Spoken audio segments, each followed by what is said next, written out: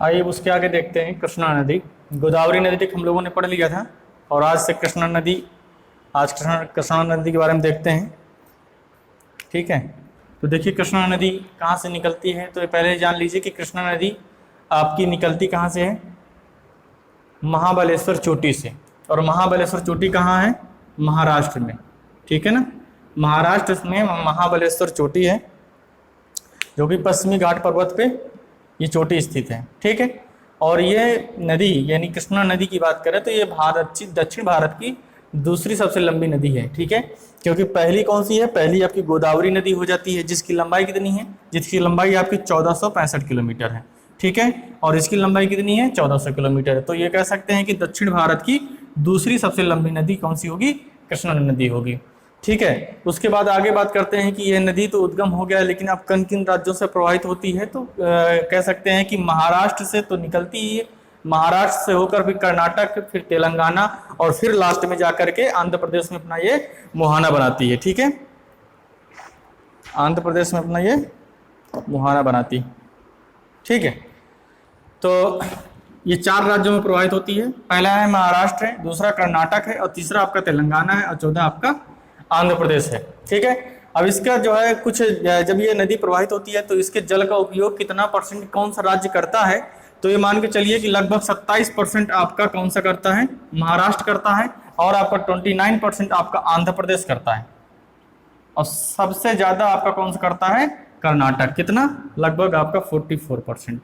ठीक है, तो ये आपका जल ग्रहण क्षेत्र है कि कौन सा राज्य कितना जल ग्रहण करता है, यानी कौन सा राज्य कितना उस नदी के जल का उपयोग करता है, उसकी बात की जा रही है कि महाराष्ट्र आपका 27% उस जल का उपयोग करता है, और कर्नाटक आपका 44%, और तेलंगाना और आंध्र प्रदेश दोनों मिला के 29% है। ठीक है, तो तेलंगाना और आंध्र प्रदेश दोनों का 29% है। ठीक, उसके बाद अब देखे जाए कि ये कहाँ पे, अब फिर अब आगे जाके विजयवाड़ा कहाँ पे, आंध्र प्रदेश का एक जिला है विजयवाड़ा। विजयवाड़ा के पास जाके ये अपना डेल्टा का निर्माण करती है। ठीक है, डेल्टा का निर्माण कैसे नदी करती है सब पीछे वाले वीडियो में बताया गया है, आप देखना चाहें तो देख सकते हैं। ठीक है, डेल्टा का निर्माण करती है कहाँ पे, विजयवाड़ा में।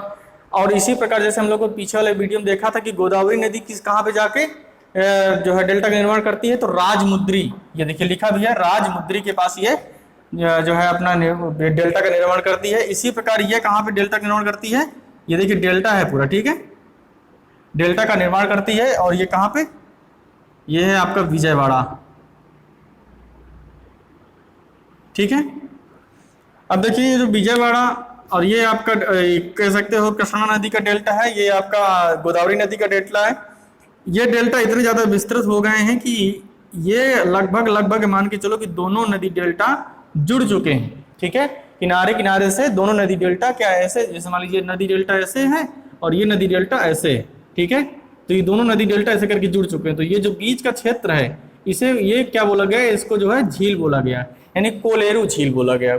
कोलेरू झील हमने बताया था कि नदियों के द्वारा बनाई जाती है। ठीक है, तो कोलेरू झील का निर्माण कृष्णा नदी और गोदावरी नदी के जो बीच का डेल्टा है, गोदावरी नदी के डेल्टाओं के जो बीच का क्षेत्र है उसमें कोलेरू झील का निर्माण हुआ है। ठीक है, कोलेरू झील। ठीक है, इसकी सबसे इंपॉर्टेंट बात यह है कि इसमें आपको देखना पड़ेगा इसकी सहायक नदियां, बहुत ज्यादा एग्जाम में पूछा जाता है कि इसकी सहायक नदियां कौन कौन सी होती हैं।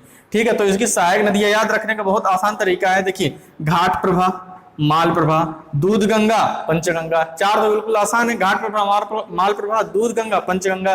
तुंगभद्रा सबको याद होगा क्योंकि इसकी सबसे बड़ी सहायक नदी तुंगभद्रा ही है। और तुंगभद्रा नदी कैसे आती है, तुंगभद्रा नदी आपके दक्षिण से प्रवाहित होती है। देखिए ये तुंग है, ये तुंग और भद्रा ये दोनों शाखाएं हैं। ये शाखाएं जाकर के कृष्णा नदी मिलती हैं तुंग और भद्रा के नाम से, फिर बाद में यहाँ पे जाती है तो पूरी नदी को बोलते हैं तुंगभद्रा नदी। ठीक है, कहने का मतलब यह है कि ये नदी आपका तुंगभद्रा नदी आपकी कृष्णा नदी की सबसे बड़ी सहायक नदी के रूप में भी जानी जाती है। ठीक है, घाट प्रभा, माल प्रभा, ठीक है, दूध गंगा, पंचगंगा, भीमा, कोयना और मूसी, ये आपकी जितनी भी हैं सारी बहुत इंपॉर्टेंट सहायक नदियां हैं। सबसे ज्यादा इंपॉर्टेंट तो आपकी तुंगभद्रा है, सबसे ज्यादा पूछी जाती है एग्जाम में। इसके बाद मूसी पूछी जाती है। मूसी में जो पूछा जाता है वो देखिए हमने लिख दिया है। मूसी में क्या पूछा जाता है कि हैदराबाद किस नदी के तट पर स्थित है, तो हैदराबाद आपका मूसी नदी के तट पर है। पीछे वाले वीडियो हमने बताया था कि जमशेदपुर किस नदी के तट पर है, कमेंट बॉक्स में आप लिख के बताइए, ठीक है। इसके बाद में देखिए आपकी पेन्नार नदी। उसके बाद जब आ जाते हैं नीचे की तरफ, ठीक है, थोड़ा सा इसमें तुंगभद्रा की और बात कर लेंगे। जैसे हमने कहा कि तुंगभद्रा इसकी सबसे बड़ी सहायक नदी है, ठीक है। तो तुंगभद्रा की भी एक सहायक नदी जिसका नाम हगरी है, याद रखेंगे। एक बार छोटा ये एग्जाम पूछा गया था पीसीएस प्री में, झारखंड पीसीएम शायद पूछा गया था, ये हगरी है, ठीक है। इसकी सहायक नदी है हगरी, और हगरी या इसको बोलते हैं वेदावती, ठीक है, हगरी बोलते हैं या वेदावती। ये इस वजह से इतनी फेमस है क्योंकि उसमें जल विद्युत परियोजनाएं बहुत बड़ी जो जल विद्युत परियोजनाएं इसमें बनाई गई है। इस वजह से ये हगरी या वेदावती किसकी तुंगभद्रा की सहायक नदी है, इस वजह से ये इतनी महत्वपूर्ण है, ठीक है। अब उसके आगे देखिए, तो उसके जब नीचे आ जाएंगे तो हम लोग देखते हैं इसमें, देखिए कृष्णा नदी में कुछ नदी जल समझौता हुआ था, ठीक है। कृष्णा नदी और गोदावरी नदी को जोड़ा गया था 2015 में, राज्य सरकारों की सहमति से जोड़ा गया था। और जब बांध क्या कह सकते हैं, जब परियोजना इसकी पढ़ाई जाएंगी तो परियोजनाओं के अंतर्गत ये चीज बताया जाएगा कि कौन सा बांध की कितनी ऊंचाई कम की गई है। वही मतलब जो समझौता हुआ था उसी के अंतर्गत बातें हुई थी कि किसी बांध की ऊंचाई को कम किया गया था, क्योंकि जब आप बांध ऊंचा कर देंगे तो क्या होगा, पानी और ज्यादा आप रोक सकते हैं। जैसे मान लीजिए ये नदी यहाँ से निकल रही है और यहाँ पे आप बांध बना देते हैं, डैम कोई बना देते हैं, तो इधर का क्या होगा, इधर का पानी पूरा जलमग्न हो जाता है और इधर पानी नहीं पहुंच पाता है, ठीक है। तो यही कारण किया गया कि जो है बांध की लंबाई या इसकी लंबाई को कम कराया गया है। उसी उद्देश्य से जो राज्य कह सकते हैं कि आपका जितने भी राज्य जल ग्रहण इसमें करते हैं, जैसे कर्नाटक हो गया, महाराष्ट्र हो गया, आंध्र प्रदेश हो गया, जितने भी राज्य पड़ते हैं वो सारे राज्यों ने, यानी 1 से 2 राज्यों ने मिल करके इस जो है इस समझौते पर हस्ताक्षर किए हैं और बांधों की ऊंचाइयों को कम किया है। वो जब बांध पढ़ेंगे तब उसमें बताएंगे, ठीक है। इसके बाद में देखिए अगली नदी कौन सी आ जाती है, पेन्नार नदी। बहुत ही छोटी नदी है। पेन्नार नदी कहाँ से निकलती है, देखिए पेन्नार नदी पहले तो देख लीजिए कि ये आपका कृष्णा नदी है, सॉरी ये आपकी कौन सी कृष्णा नदी है, और ये आपकी कावेरी है। इन कावेरी और कृष्णा के बीच में यह नदी प्रवाहित होती है। तो बस इसका उद्गम याद रखना है, इसका मुहाना याद रखना है, बाकी इसमें है कुछ नहीं। तो देखिए पेन्नार नदी का उद्गम कहाँ से होता है, कोलार। आप देखे सुने होंगे कोलार और हट्टी की खाने किस लिए प्रसिद्ध है, कमेंट बॉक्स में बताइएगा। कोलार और हट्टी की खाने हैं, ठीक है। तो कोलार कहाँ पे है, आपका कर्नाटक में। कर्नाटक से इस नदी का उद्गम होता है और ये मुहाना कहाँ बनाती है, आंध्र प्रदेश में। इसमें कोई डेल्टा का निर्माण नहीं होता है, ठीक है। इसके बाद में अब अगली नदी पढ़ते हैं, कौन सी, अगली नदी कावेरी नदी। अब देखिए ये कौन सी नदी है, ये आपकी कावेरी नदी आ गई, ठीक है। उसके नीचे कौन सी नदी आ जाती है, कावेरी नदी। तो कावेरी नदी भी आपके दक्षिण भारत की सबसे महत्वपूर्ण नदी है, ठीक है। कह सकते हैं कावेरी नदी का उद्गम कहाँ से होता है, कर्नाटक का एक कुर्ग जिला है, कुर्ग जिला में कौन सी, एक ब्रह्मगिरी चोटी है, ठीक है। जब हम लोग पश्चिमी घाट पर्वत पढ़ रहे थे तो उसमें हमने बताया था कि ब्रह्मगिरी चोटी कहाँ पे है, ब्रह्मगिरी चोटी कुद्रेमुख चोटी है ना। तो हमने बताया था कि ब्रह्मगिरी और कुद्रेमुख आसपास में कहाँ पे है, कर्नाटक में स्थित है, ठीक है। हमने बताया था कि कुद्रेमुख आपका दक्षिण सह्याद्री की सबसे ऊंची चोटी है, ठीक है। तो ब्रह्मगिरी चोटी से इसका उद्गम होता है, यानी निकलती है। निकलने के पश्चात ये मुख्यतः 3 राज्यों से होकर, देखो मुख्यतः अगर देखा जाए तो ये 2 ही राज्यों से होकर बहती है, ठीक है। मुख्यतः हो ये 2 राज्यों से होकर बहती है, ये कर्नाटक से और तमिलनाडु से। लेकिन थोड़ा सा आप केरल से भी होकर ये जाती है, ठीक है। यानी कह सकते हो जो द्रोणी है, ठीक है, जो सहायक नदी है, ये उत्तर केरल से भी आकर इसमें मिलती हैं, ठीक है। तो जैसे कि आपका कह सकते हो केरल से निकलने वाली नदी आपका कह सकते हो काबिनी हो जाती है, ठीक है। तो ये काबिनी हो गई, और भी एक दो नदियां हैं, तो ये सब केरल से निकलती हैं और यही केरल से निकलने के बाद कहाँ पे, कावेरी नदी में जाकर मिल जाती हैं, ठीक है।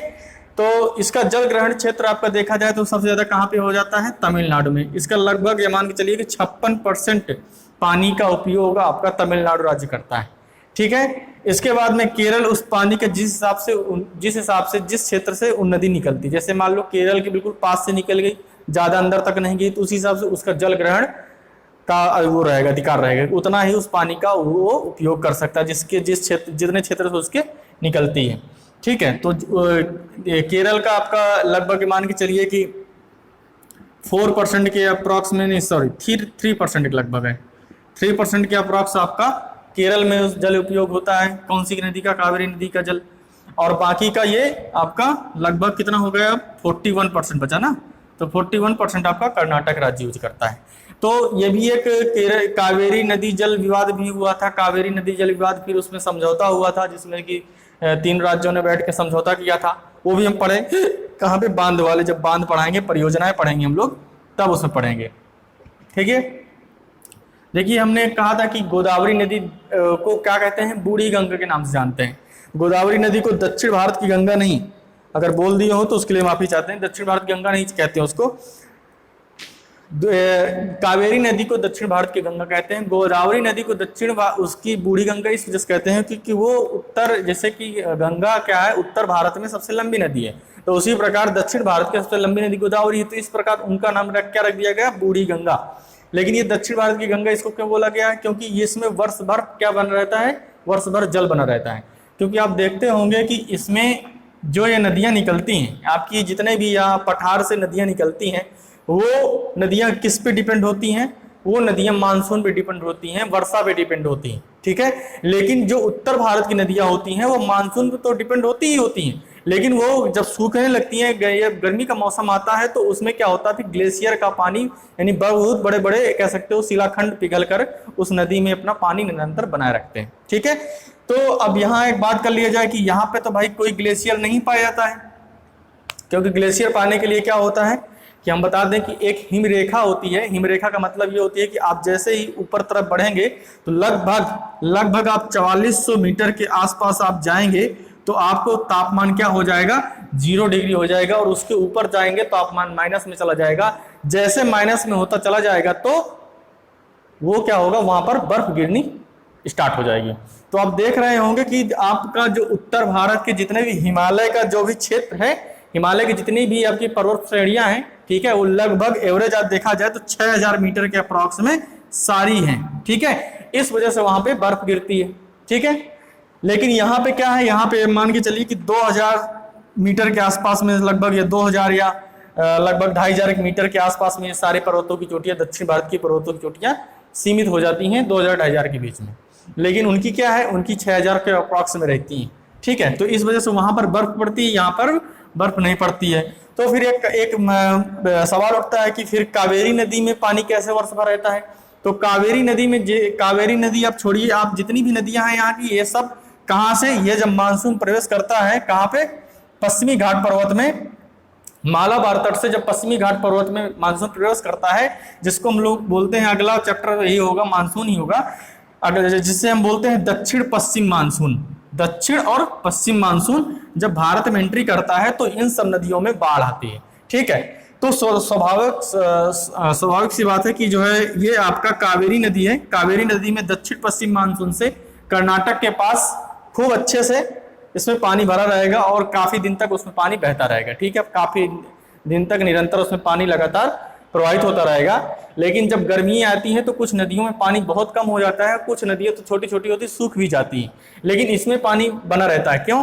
क्योंकि ये एक तो पहली बात तो ये दक्षिण पश्चिम मानसून से बड़ा जो है अपना वर्षा जल प्राप्त किया है। फिर इसने क्या किया है कि उत्तर पूर्वी मानसून से भी इसको वर्षा जल प्राप्त होता है, यानी कहने का मतलब लौटते हुए मानसून जब आता है तब भी इसमें वर्षा होती है। आपका जैसे हम लोग जानते हैं कि जब हमारे यहाँ सर्दी पड़ती है तो तमिलनाडु साइड में क्या होता है? वर्षा हो जाती है। ठीक है, तो वो आपका लौटता हुआ मानसून होता है। तो उसी प्रकार से हम कह सकते हैं कि ये उत्तर पूर्वी मानसून से आपका दक्षिण पश्चिम मानसून से आपका कर्नाटक में, यानी मालाबार तट में इधर और वर्षा हो जाती है, और उत्तर पूर्वी मानसून से आपका तमिलनाडु में वर्षा हो जाती है। तो तमिलनाडु और कर्नाटक में मुख्य रूप से नदियां बहती है। तो इस प्रकार ये दोनों राज्यों में ये जल हमेशा बना रहता है ना, क्योंकि उत्तर पूर्वी मानसून से तमिलनाडु में वर्षा हो जाती है और दक्षिण पश्चिम मानसून से कर्नाटक में वर्षा हो जाती है। तो इस प्रकार वर्ष भर उस नदी में पानी बना रहता है। ठीक है, और आगे जाकर के ये तमिलनाडु में ही अपना मुहाना बनाती है। ठीक है, देखिए जिसका जल जितना उपयोग किया गया है हमने सब लिख दिया है, कितना 41% है ये। ठीक, अब देखिए सीधी सी बात है, अब यहीं से जो है ये क्वेश्चन क्या ऐसे ही बन सकता है कि अब हमें मालूम चल गया कि जहां पर जल की अधिकता होगी वहां पर क्या होगा, धान की खेती आराम से की जा सकती है। तो क्या कह सकते हैं हम, rice bowl of south India, दक्षिण भारत का, सॉरी क्या कहते हैं, चावल, दक्षिण भारत का कटोरा, चावल का कटोरा, ठीक है, ठीक है, दक्षिण भारत के चावल का कटोरा कह सकते हो, ठीक है, rice bowl of south India, ठीक है। तो इसको इसी वजह से कहा गया क्योंकि इस नदी में वर्ष भर पानी पर्याप्त बना रहता है, तो यहाँ पे धान की खेती आराम से की जा सकती है, क्योंकि धान की खेती के लिए पर्याप्त जो है आपका जो है पानी की मात्रा उसमें बहुत होनी चाहिए, इस वजह से rice bowl of south India इस नदी को बोला गया है, ठीक है। देखिए इसकी सहायक नदियां कौन कौन सी हैं। इसकी सहायक नदियां आपकी जैसे कि सिमसा हो जाती है, अर्कावती हो जाती है, हेमावती हो जाती है, अमरावती हो जाती है, काबिनी हो जाती है, बावनी हो जाती है, लक्ष्मण तीर्थ हो जाती है। तो कहने का मतलब आप ये ऐसा देख लीजिए कि अमरावती, ठीक है, लक्ष्मण तीर्थ, भावनी और काबिनी, ये तीनों नदियां कहाँ से मिलती हैं, गंगा नदी के, सॉरी कावेरी नदी के दाएं तट से, ठीक है, दाएं तट ये वाला होगा, यहाँ से सारी नदियां ऐसे जाके मिली हैं, ठीक है, ये सारी नदियां आपकी यहाँ से मिली हैं, सिमसा, अर्कावती, हेमवती, ठीक है, ये सारी नदियां आपकी बाएं तट से आके मिलती हैं, ठीक है। तो ये आपका कह सकते हैं कि ये आपकी जितनी भी सहायक नदियां हो सकती हैं कावेरी नदी की, वो सारी हम लोगों ने देख लिया है, ठीक है। इसमें बस एक नदी और बची है, कौन सी, ताम्रपर्णी नदी, और ये आपकी लास्ट की है वैगई नदी, ठीक है, इसको भी देख लेते हैं, इसके बाद में आपकी ये वाली नदियां खत्म। तो ये अगला देखिए, अगला है आपका कौन सी, वैगई नदी, इसके बाद में कौन सी नदी आ जाती है, वैगई नदी, ठीक है, ये आपकी वैगई नदी है ना, वैगई नदी। और जो लास्ट की नदी है आपकी ताम्रपर्णी नदी, ये बस आपसे इतना हो सकता है कभी पूछ ले कि वैगई नदी किस राज्य में प्रवाहित होती है, बस इससे ज्यादा डीप में नहीं पूछ सकता है, कभी नहीं पूछ सकता है, लेकिन देख लेते हैं, फिर भी हम लोग देख लेते हैं कि वैगई नदी कहाँ से निकलती है, तमिलनाडु के वरुसनाग पहाड़ी है, ठीक है, तमिलनाडु के वरुसनाग पहाड़ी से इस नदी का उद्गम होता है, और ये कहाँ पे मुहाना बनाती है, रामेश्वरम में मुहाना बनाती है, रामेश्वरम में, कहाँ पे, पाक की खाड़ी में, ठीक है, बस इतना याद रखेंगे कि वैगई नदी कहाँ पे है, बस इतना याद रखेंगे, तमिलनाडु में, ठीक है, तमिलनाडु में प्रवाहित होती है।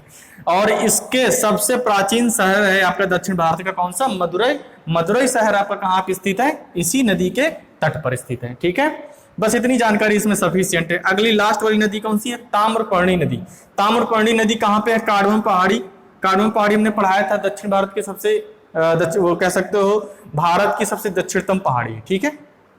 तो कार्डमम पहाड़ी कौन सी, कार्डमम पहाड़ी के अगस्त्यमलाई चोटी से इस नदी का उद्गम होता है, कार्डमम पहाड़ी के अगस्त्यमलाई चोटी से मन्नार की खाड़ी में मुहाना बनाती है। हमने बताया था कि यहाँ पे आपका मन्नार की खाड़ी है, यहाँ पे आपका पाक की खाड़ी है, ठीक है, पाक जलडमरू मध्य, पाक की खाड़ी, ठीक है, मन्नार की खाड़ी, ठीक है, रामेश्वरम हमने बताया था, पीछे वाले वीडियो में सब बता चुके हैं।